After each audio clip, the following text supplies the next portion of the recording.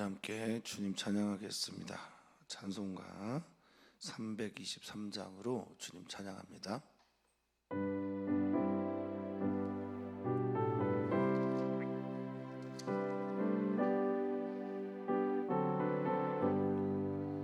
푸른 바다 나서니 몸 어디든지 가오리다.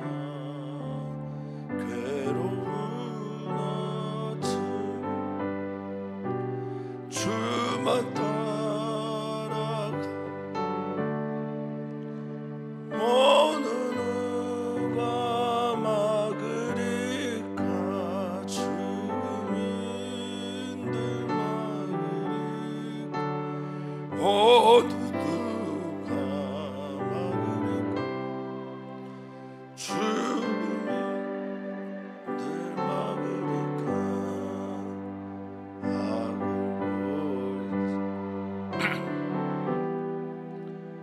복음 들고 가오리다. 소돔 같은 거리에도 살아나.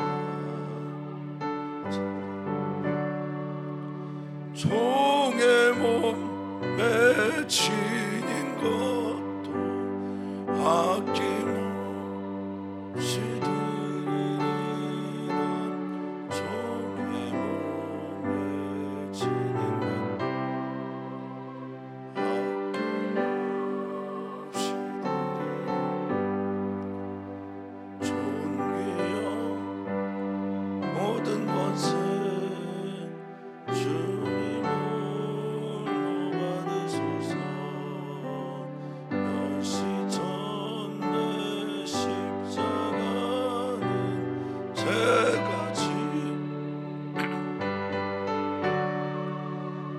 이름 없이 빛도 없이 감사하며 섬기리라. 이름 없이 빛도 없이 감사하며 섬기리라.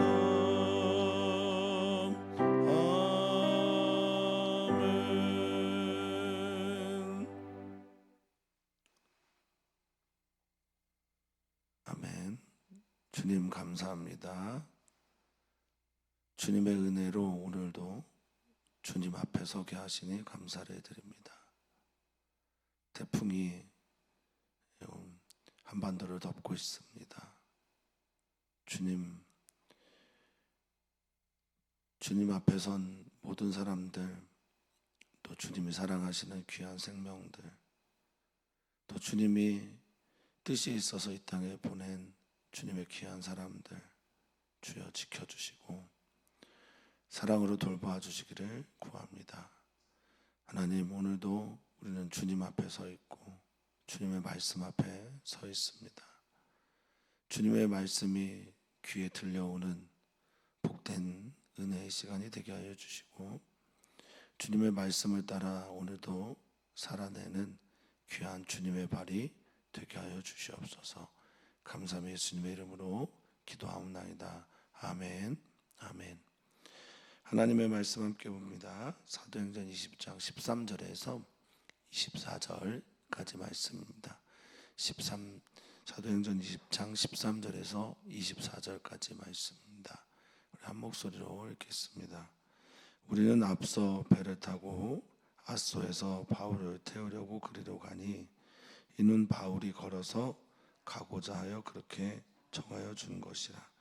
바울이 아소에서 우리를 만나니 우리가 배에 태우고 미둘렌으로 가서 거기서 떠나 이튿날 기호 앞에 오고 그 이튿날 사모에 들르고 또 그 다음날 밀레도에 이르니라. 바울이 아시아에서 지체하지 않기 위하여 에베소를 지나 배 타고 가기로 작정하였으니 이는 될 수 있는 대로 오순절 안에 예루살렘에 이르려고 급히 가미러라. 바울이 밀레도에서 사람을 에베소로 보내어 교회 장로들을 청하니 오매 그들에게 말하되 아시아에 들어온 첫날부터 지금까지 내가 항상 여러분 가운데서 어떻게 행하였는지를 여러분도 아는 바니 곧 모든 겸손과 눈물이며 유대인의 간계로 말미암아 당한 시험을 참고 주를 섬긴 것과 유익한 것은 무엇이든지 공중 앞에서나 각 집에서나 거리낌이 없이 여러분에게 전하여 가르치고 유대인과 헬라인들에게 하나님께 대한 회개와 우리 주 예수 그리스도에 대한 믿음을 증언한 것이라. 보라, 이제 나는 성령에 매여 예루살렘으로 가는데 거기서 무슨 일을 당하는지 알지 못하노라.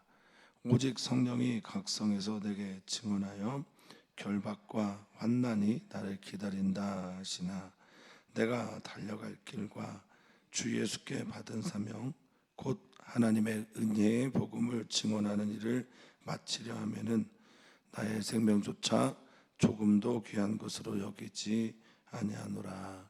아멘. 아멘. 아멘.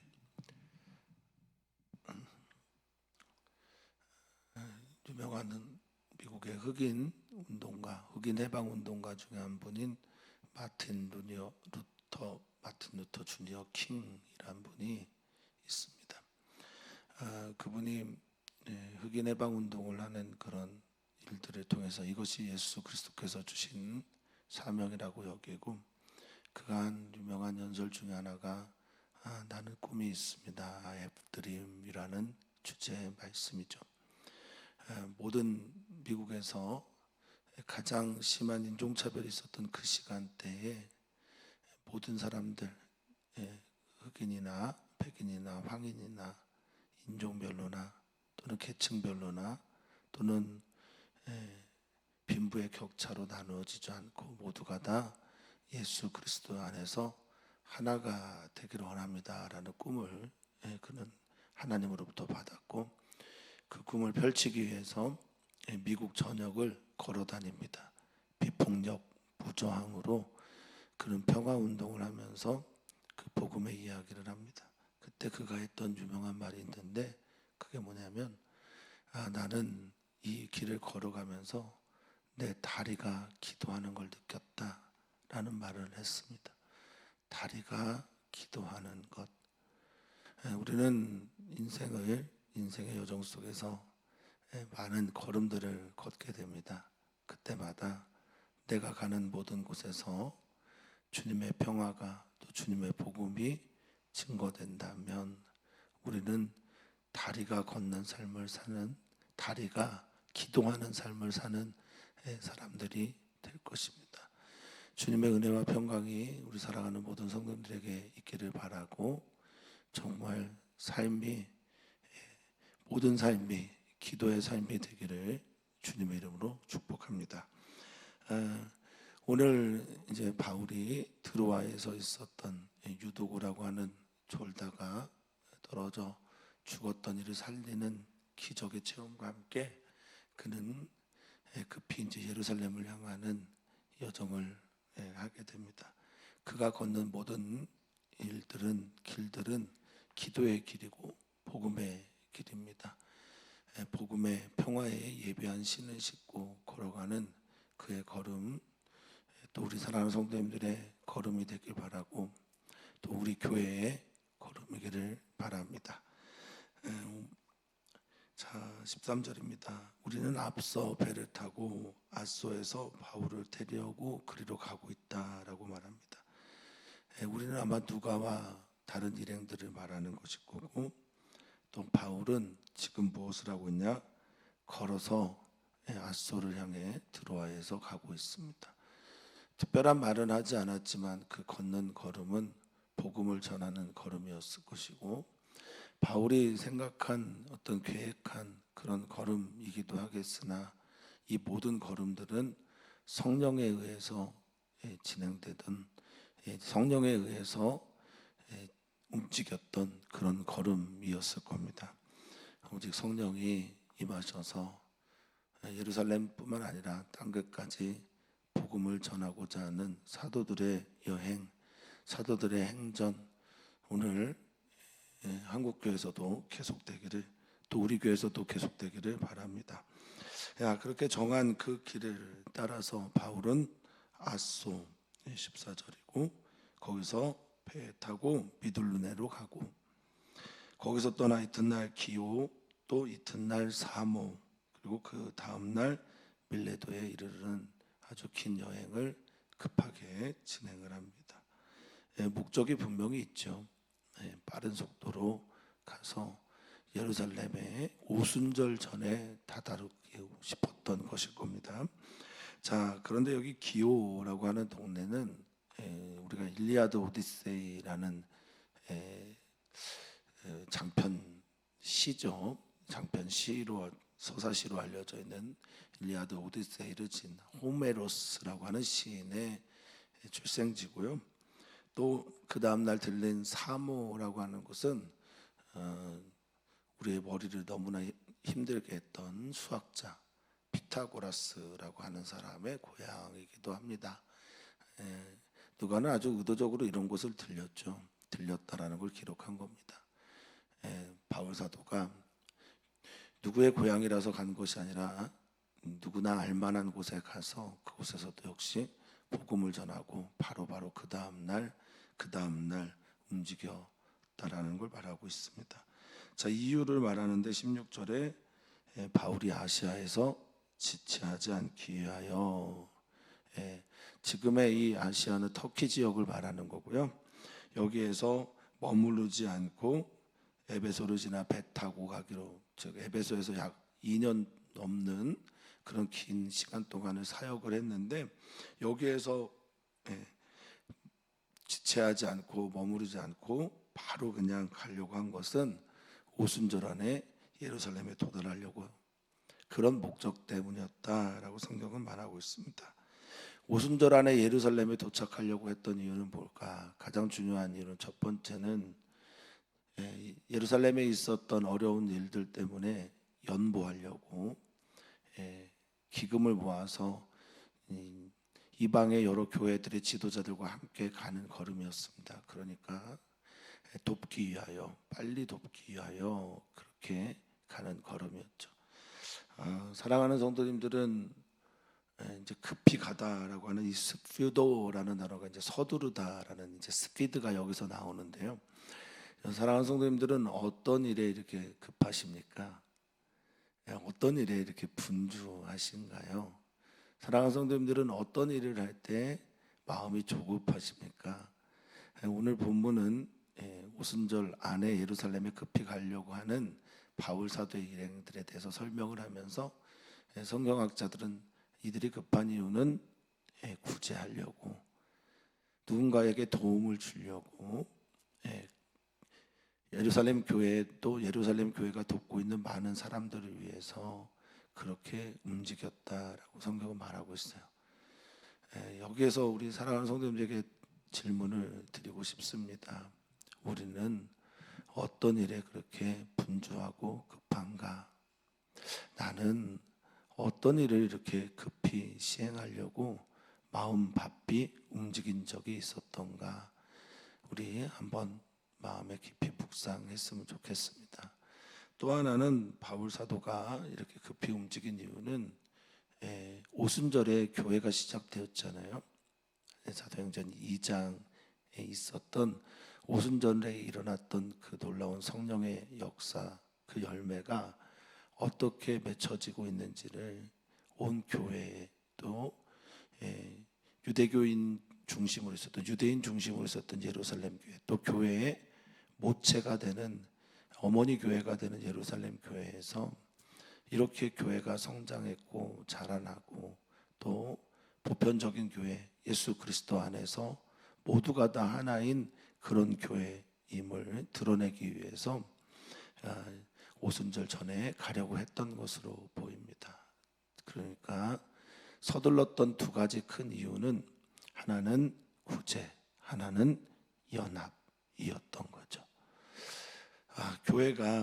우리 교회가 또 우리 주변에 있는 교회들이 하나님께서 기뻐하시는 일, 누군가를 돕고 살리는 일, 그리고 서로가 합력하여 선을 이루는 일에 마음을 쏟기를 기도해 봅니다. 자, 이렇게 한 다음에 밀레도라고 하는 도시에 이르렀을 때 바울의 에베소 장로들을 향한 고별 설교가 나옵니다. 믿는 사람들만을 대상으로 한 아마 사도행전의 유일한 본문일 겁니다. 믿는 사람들에게 전하는 설교. 밀레도는 에베소에서 약 45km 남쪽 떨어져 있는 곳이고요. 바울 사도는 에베소에 들르면 또 지체할 수가 있으니까 에베소 사람을 보내어서 교회 지도자들, 장로님들을 택합니다. 우리나라에서는 이 장로라는 직분이 평신도 지도자들이겠지만 여기에서 장로님들이라고 말하면 교회의 목사들을 이해하는 것이 더 좋을 것 같습니다. 자, 그들에게 이제 말합니다. 첫날부터 지금까지 내가 항상 이렇게 말해요. 18절에 첫날부터 지금까지 항상, 과거에서부터 지금까지, 그리고 그 과거와 지금 그 사이의 모든 날들 가운데 내가 이렇게 살았습니다 라고 고백을 하고 있습니다. 저는 그런 꿈을 좀 꿉니다. 그리고 그것이 기도 제목이기도 하는데요. 말로 설교를 하는 그런 설교자, 물론 참 좋은 설교자지만 하나님의 말씀을 삶으로 번역하여서 그것을 말로 풀어낸 설교자 되기를 기도하고 있습니다. 물론 잘 안 되죠. 부족하고 연약함이 많기 때문에 잘 안 되는데 그 지향을 포기하지는 않으려고 합니다. 우리 사랑하는 성도님들, 그리스도인들이 말로만 살아가는 사람들이 아니라 행함과 진실함으로 살아가는 사람들, 곧 그리스도인들 되기를 소망합니다. 자, 여기 있는 바울 사도는 첫날부터 지금까지 항상이라는 말을 통해서 자신의 삶이 곧 메시지였음을 말해주고 있습니다. 항상 한결같이 복음의 사람이었던 바울의 이야기, 이것이 바로 사람들을 감동을 주었던 거죠. 자, 첫날부터 지금까지 내가 항상 여러분 가운데서 첫 번째가 어떻게 행하였는지입니다. 봐라, 나를 봐라. 내가 그리스도를 본받는 자 된 것 같이 너희는 나를 본받는 자 되라 라고 말씀하신 그 근거는 자신의 삶에 있었던 거지요. 사랑하는 성도님들이 나의 말을 들어라 라고 하려면 이 말이 같이 병행되어야 합니다. 내 삶을 보라, 그리고 내 말을 들어라. 바울 사도의 설교에 믿는 사람들에게 했던 첫 번째 것은 내가 이렇게 행했다, 너희도 알지 않냐, 이제 들어라 라는 겁니다. 참 어렵습니다. 믿지 않는 사람들은 내 믿음의 삶을 어떻게 살아내고 있는지를 보지 못하니까 그냥 증거할 수 있을지 모르겠습니다. 그런데 믿는 사람들 앞에서 내 믿음의 삶과 내가 어떻게 살아가고 있는지, 사랑하고 있는지를 다 알고 있는 사람들 앞에서 설교하는 건 사실 더 어려운 것인지도 모르겠습니다. 자, 여러분도 아는 바입니다. 에피스타마이라고 하는 헬라어를 써서 18절에 안다라는 말은 깨닫다, 이해하다, 친숙하다라는 말로 쓰여집니다. 그러니까 친숙한 거예요. 익숙한 거예요. 아, 사도 바울이 항상 이렇게 살았지라는데 그 행함의 핵심 19절입니다. 겸손과 눈물이다 라고 말합니다. 예수님께서 복되다 라고 하신 팔복선언에서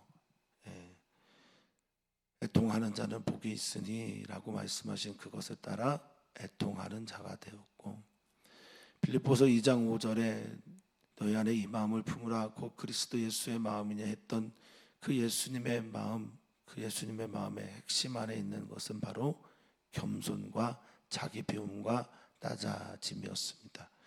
그러니까 그의 행함의 핵심은 뭐였냐? 예수님을 닮으려고 몸부림쳤다라는 겁니다. 많이 울었고 그리고 겸손했습니다. 이렇게 말하는 것 쉽지 않습니다. 나 겸손한 사람입니다. 나 많이 울었습니다. 라고 말하는 것 결코 쉬운 것 아닙니다. 근데 이 겸손의 구체적인 의미 살펴보니까 타페이노 프루시네라는 헬라어인데요. 타페이노는 자신을 천하게 여기다, 비참하게 여기다, 자기를 낮추다라는 뜻이고요. 프루시네라고 하는 단어는 생각, 사고, 마음 등을 나타내는 겁니다. 그러니까 자신을 완전히 낮춰 종의 형체를 입고 밑바닥의 생각들과 삶을 살아낸 것이 나의 모습이었고, 이것이 바로 예수님의 모습이었음을 그는 알고 있었던 겁니다. 제자들의 발을 먼저 닦아 주었던 겸손함이었으며, 가장 밑바닥에 있는 사람들에게도 거침없이 내려가는 그 사랑이 바로 겸손이라는 겁니다. 겸손은 말로 하는 것이 아니라 삶으로 하는 것이고, 낮아지는 것은 입술의 고백만이 아닌 생각과 삶의 고백이어야 된다는 것을 말하고 있습니다. 또한 유대인의 관계, 유대인의 시험, 어제도 나온 단어죠. 에피볼레라고 하는 이 헬라어, 유대인들의 책략, 모략, 관계, 개교 등등을 말하는데, 그것 때문에 당했던 수많은 시험들을 참으면서 주를 섬겼습니다. 주를 섬기다라고 할 때 이 섬기다라는 들료라는 헬라어는 종이 되다라는 겁니다. 난 주님의 종이었습니다.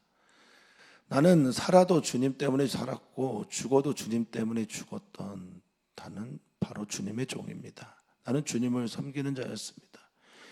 사도 바울은 로마서 14장에 이런 고백을 하죠. 그러므로 우리 중에 누구든지 자기를 위해 사는 자가 없다. 우리 중에 누구든지 자기를 위해 죽는 자도 없다라고 고백을 합니다. 주님의 사로잡힌 자들, 주님 앞에 완전히 종속되어 있는 그런 삶을 본인도 살았고 그렇게 살기를 바랬다라고 고백합니다. 예수님 닮은 삶이었으며, 예수님을 따라가는 지향의 삶이었으며, 예수님을 나의 주님으로 삼고 살아갔던 삶을 내가 살았고 내가 그렇게 행했다라는 걸 너희도 잘 알고 있다라고 바울은 말하고 있습니다. 사랑하는 성도님들은 누구를 닮아가고 계십니까? 사랑하는 성도님들의 롤 모델이 누구십니까? 사랑하는 성도님들은 성도님들의 말과 삶과 방향과 행동이 정말 예수 그리스도를 닮아가는 것을 목적으로 삼고 계십니까? 우리가 누군가에게 설교하거나 말을 할 때 그 말이 힘이 있으려면 삶이 그것을 같이 지향해야 합니다. 정말 예수님 닮아가는 우리 귀한 성도들 되기를 축복합니다. 나는 이렇게 살았고, 나는 이렇게 살았기 때문에 나는 또한 유익한 것, 여러분들에게 도움이 되는 것, 여러분들에게 힘이 될 만한 것들은 정말 어떤 것이든 공중 앞이나 집에서나 어디에서든 거리낌 없이 여러분들에게 전하고 가르쳤다라고 말하고 있습니다. 내 삶을 그렇게 보여줬고 나는 또한 그것을 여러분들에게 계속해서 증거하고 가르쳤다라고 말합니다. 유익하다라고 하는 단어가 쉼페로라고 하는 헬라어인데요. 쉼페로라는 헬라어는 무언가를 계속 쌓는 겁니다. 그러니까 내 안에 계속 쌓아야 할 어떤 것들, 이거 말하는 거죠.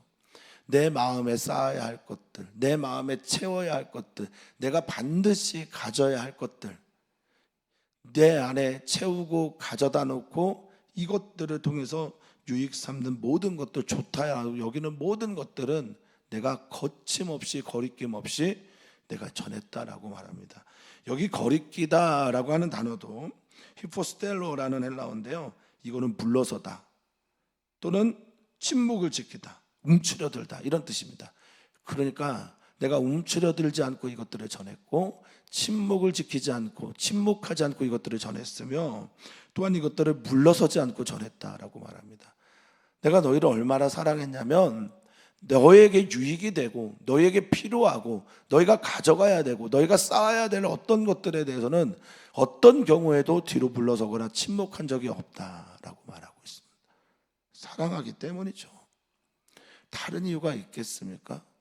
내가 예수님을 지향하여 가다 보니 너희들을 위해서 사랑하였고 너희들을 위해서 사랑하는 마음으로 이 모든 것들을 가르쳤다라고 말합니다.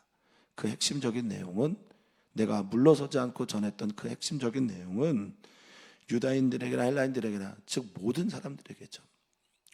당시 모든 사람들에게 가장 중요한 건 하나님께 대한 회개, 하나님으로부터 떨어져 있었던 사람들을 돌아오게 하는 겁니다. 하나님께 돌아오게 하는 겁니다. 하나님을 만나게 하는 겁니다. 하나님께 회심하는 겁니다. 이것들과 그리고 우리 주 예수 그리스도에 대한 믿음을 증언했다라고 말하고 있습니다. 믿음이란 단어는 제가 자주 말씀을 드리고 설명을 드리지만, 이 페이도라고 하는 설득하다, 설명하다, 이해시키다, 믿음이 생기다, 이런 뜻에서 온 명사죠. 피스티스라고 하는 것은 이 벽이나 나무나 이런 것들 못을 고정시키듯이 강하게 고정시키는 걸 말합니다.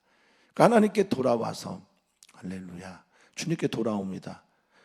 회개하고 천국이 가까워졌는데 돌아온 다음에 그냥 돌아오기만 한 것이 아니라 예수님에 대한 믿음, 예수님에 대해 내 삶을 고정시키고 교정시키고 더 단단히 못을 박듯이 그렇게 단단히 예수님께 내 삶을 박아 들어가게 하는 것, 이게 바로 바울 사도의 사명이었던 겁니다. 그러면서 이제 나는 너희들을 더 볼 수 없을지도 모르겠다. 나는 이제 성령에 매여서, 이 말이 너무 좋습니다. 바울이 아소까지 걸어갔던 이유, 기호, 그리고 중요한 사모, 밀레도 등등을 통해서 빨리 예루살렘에 또 가려고 하는 이유, 이 모든 것들이 다 하나의 단어로 설명이 됩니다. 하나의 문장으로 설명이 됩니다. 사랑하는 성도님들은 무엇에 매여 살고 계십니까? 바울 사도는, 이도 사도는 성령에 매여 나는 산다라고 말하고 있습니다. 이 데오라고 하는 이 헬라어는 묶다라는 뜻이잖아요. 묶였다라는 뜻입니다. 나는 성령님과 같이 묶여 있는 삶을 살고 있는가? 성령님에 이끌려서 살고 있는가? 성령님이 나를 끌고 가는 삶을 살고 있는가? 할렐루야 되기를 축복합니다. 그것을 기뻐하는 여러분들 되기를 소망합니다.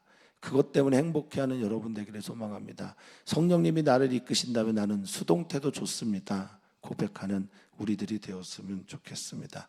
나는 지금 예루살렘에 가는 이유가, 에베소를 거치지 않고 바로 가는 이유가 성령님 때문이다 라고 고백하는 거지요.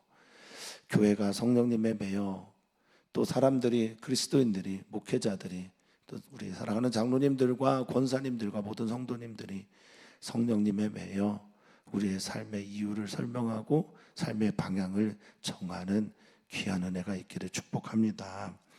자, 예루살렘에 가는데 거기서 무슨 일을 당할지, 거기서 무슨 일을 만날지, 거기서 어떤 경험을 할지 나는 잘 모르겠습니다.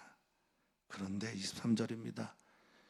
오직 성령이, 주님의 영이 각성해서 내게 증언하는데, 가면 데스모스라고 하는 묶인 자, 결박당한 자,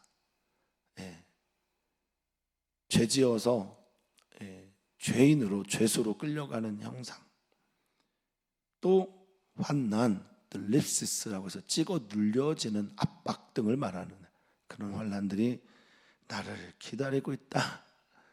여기 기다리다라는 말이 메노라는 헬라어예요. 거주하다, 머물다, 내게 머물러 있습니다. 내 안에 있다라고 합니다. 나랑 같이 살 거라고 합니다. 이것도 성령님께서 말씀하십니다. 여기서 우리는 깨달아야 됩니다. 성령에 매여 있는 삶, 꽃길만 걷는 삶은 아니구나.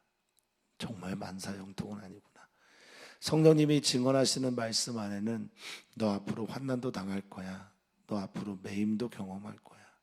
너 앞으로 조롱도 당할 거야.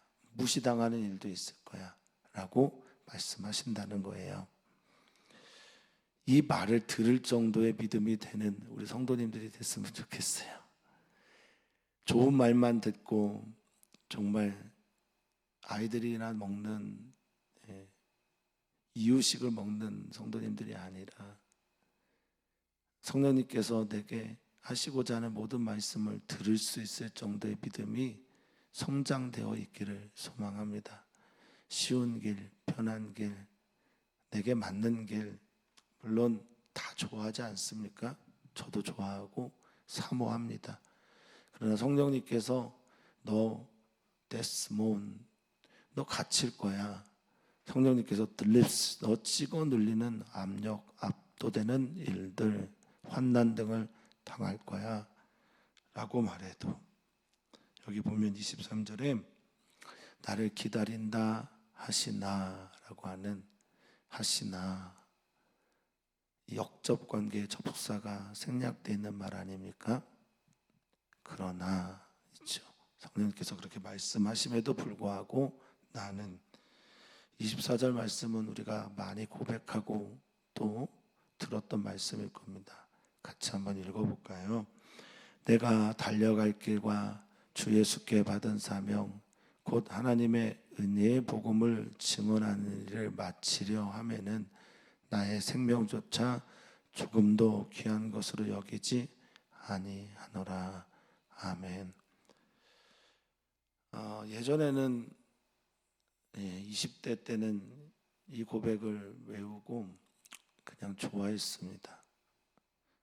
30대, 40대, 이제 50대가 되어 보니 이 고백의 무게가 얼마나 큰지를 더욱 새삼 느껴집니다.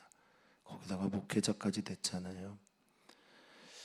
나의 달려갈 길, 내가 달려갈 길, 내가 앞으로 마주대야 할 내 인생의 여정을 말하는 겁니다. 이 드루부스라고 하는 이 말은, 드로모스라고 하는 말은 인생 항로를 말해요. 내 인생길은 이것으로 정해졌다라는 겁니다. 내가 환난이나 핍박이나 데스몬이라고 하는 결박이나 묶이는 일이나 매이는 일들을 내가 경험하더라도 내 인생 여정에서 이런 일이 있어도 내 인생의 종국의 목적은 이겁니다 라고 선언하는 거죠. 그게 뭡니까? 주 예수께 받은 사명 곧 하나님의 은혜의 복음을 증언하는 걸 마치기까지가 내 사명입니다. 그러니까 나는 끝까지 복음 전도자가 되겠다라는 거예요. 나는 죽을 때까지 복음을 전하는 사람이 되겠다라고 말하는 겁니다. 여기 사명이라는 단어가 디아코니아라는 헬라어입니다. 디아코니아라고 하는 헬라어는요, 섬김이에요. 기본적인 기본적인 뜻이 섬김입니다. 봉사이기도 하고요, 직무이기도 합니다. 그러니까 내가 주님으로부터 받은 직무, 사명, 봉사해야 될, 주님께 내가 해야 될 이 섬김으로써 나타내야 될 이 일은 다름 아닌 하나님께서 내게 주신 이 은혜의 복음을 증언하는 거다라고 말하고 있습니다. 사랑하는 성도님들은 하나님께서 왜 부르셨습니까? 이 세상에 내동댕이 쳐진 인간이 아니라 이 세상을 향해 하나님께서 보내신 주님의 귀한 성도들이라면 하나님은 우리를 왜 여기에 부르셨나 한번 생각해 보게 됩니다. 먼저는 주님으로부터 받은 구원, 사랑, 생명의 복음 때문에 우리는 이 세상에 나왔죠. 그리고 이것을 전하는, 나누는 귀한 사명자로서의 삶 사시기를 주 이름으로 축복하고 또 축원합니다. 이 마치다라는 단어가 예수님도 쓰셨던 말씀입니다. 다 이루었다라고 하는 텔레이에오라는 단어입니다. 맞추다, 끝내다, 완수하다, 사명을 정리하다, 이런 뜻입니다. 그 일을 위해서 나는 내 생명 조금도 귀한 것으로 생각하지 않는다라고 에베소 장로들에게, 믿는 사람들에게 이야기를 합니다. 나를 간증하죠. 내 삶을 이야기해야죠. 내가 먼저 본을 보여야 그 다음에 내가 전하고 싶은 설교의 이야기를 할 수 있는 겁니다. 사랑하라 말하면서 사랑한 적도 없는 사람이 사랑하라라고 말하면 사랑한다라고 말할 힘이 있겠습니까? 용서의 경험이 없는 사람이 용서한다고 말하는 것이 정말 용서의 힘이 있을까요? 복음을 전하지 않으면서 복음 증거하라고 말하는 것이 어떻게 힘이 되겠습니까? 여기까지는 바울 사도의 삶의 이야기라면 아마도 내일은 바울 사도가 장로들에게 하고 싶었던 부탁과 권면의 말들이 있게 될 겁니다. 사랑하는 성도님들, 주님이 우리를 사랑하십니다. 주님이 우리를 사랑하셔서 우리를 구원하셨습니다. 구원받은 그것이 실제라면 우리는 이것을 값싸게 여기며 살아서는 결코 안 됩니다. 값비싼, 그러나 내가 갚을 수 없는 값비싼 이기에 그저 내 몸도 내 생명도 아낌없이 주님께 드립니다 라는 마음으로 살아가는 것. 여전히 그렇게 살지 못하지만 우리의 지향만큼은 분명했으면 좋겠습니다. 기도합니다. 이번 돌아오는 주일부터 우리 청년 제자교회에서 청년연합 8교회 정도가 모여서 수련회를 합니다. 고생입니다. 고는 가다이고 생은 생명생입니다. 영원한 생명의 근원이 되신 하나님께 가는 길이 되는 수련회이기를 소망합니다. 그렇게 기도를 부탁을 드립니다. 우리 가족들을 위해서, 교우들의 가족들을 위해서 기도해 주시고요. 오늘 태풍을 뚫고 제가 이제 새벽에 갔다 왔는데 우상 장로님과 정현숙 권사님의 루안다 선교여행 지금도 비행기 안에 있을 텐데 오늘 첫날 여정 주님 안에서 잘 진행되도록 기도 부탁을 드립니다. 하나님께 감사합니다. 우리는 어떤 삶을 지향해 가고 있습니까? 우리는 누구를 닮아가고 있습니까? 우리는 누구를 닮기 위해서 몸부림치고 있습니까? 예수님 닮아가고 예수님 따라 살아가고 예수님처럼 사랑하는 우리 귀한 성도들 되게 하여 주시옵소서. 예수님처럼 살아가다가 나의 사명을 발견하기도 하고 예수님 닮아가다가 내 이웃의 아픔에 손을 내밀기도 하는 귀한 그리스도인들의 삶 살아내는 우리 성도들 되게 하여 주시옵소서. 감사하며 사랑 많으신 예수님의 이름으로 기도하옵나이다. 아멘.